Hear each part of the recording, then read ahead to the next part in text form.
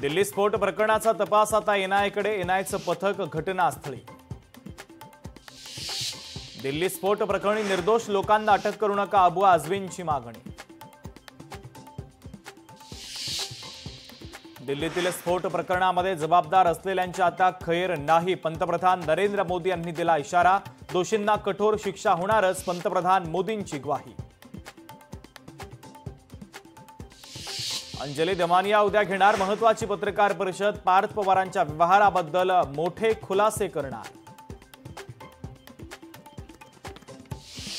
कोल्हापूरमध्ये बिबट्याचा पोलिसावर हल्ला, नागाळा पार्क येथे बिबट्याचा पोलिसावर हल्ला, तर बिबट्याला पकडण्यात वन विभाग आणि पोलिसांना यश।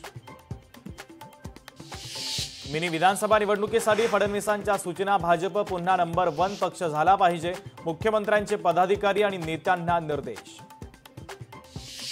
नाशिकमध्ये पेट्रोल पंपावर दहशत माजवण्याचा प्रयत्न, तलवारीचा धाक दाखवत दहशत निर्माण करण्याचा व्हिडिओ समोर, दहशत माजवणाऱ्याला पोलिसांनी दाखवल्या खाक्या। मी लोकशाही चॅनलचं आमच्या म्युनिसिपल कर्मचारी कामगार सेनेच्या वतीनं स्वागत करेन। या समस्येला वाचा फोडण्याचं काम करताय। तुमच्या चॅनलचा आम्ही आभारी आहोत। सफाई कर्मचाऱ्यांचे जे प्रश्न आहेत त्याचा आवाज उठवला, त्या लोकशाहीच्या चॅनलवर आमचे आभारी आहे।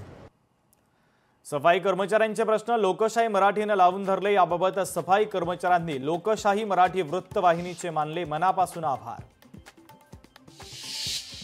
बिहारमध्ये संध्याकाळी 5 वाजेपर्यंत 67.14% मतदान, निवडणुकीमध्ये कोण मारणार बाजी याकडे देशाचं लक्ष।